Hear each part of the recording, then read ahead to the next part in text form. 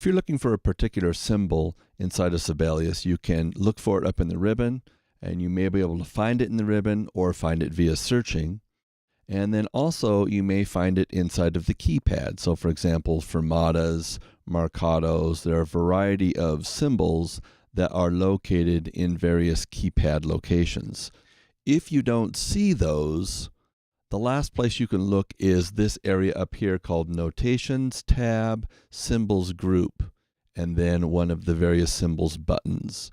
You'll see that the shortcut is Z for symbols or symbols. Oftentimes Sibelius people will use that term symbols, since Z is the shortcut.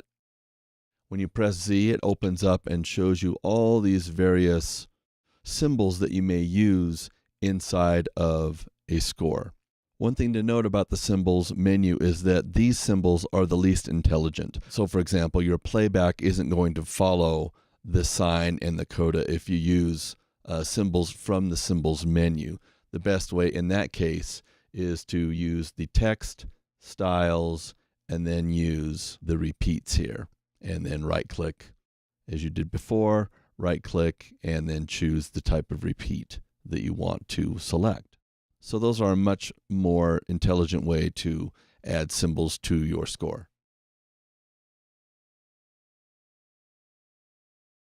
In Sibelius, there's also something called the ABCs of Sibelius.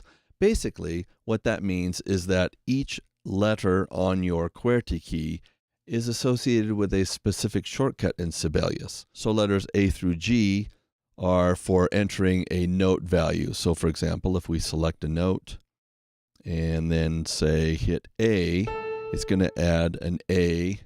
Same with B, C, D, E, etc. It's going to add those notes to our score. So A through G add pitches. H is hairpins, crescendo, and shift H is decrescendo. I is for add or remove instruments. So I opens up the add or remove instrument box. J is for a guitar band, which we really haven't talked about. You can see it right here. K is for the key signature gallery. L is for the lines gallery. M is for the mixer. N is for note input mode. Let me explain what that means. You can see right here we're in edit mode because the caret is not shown.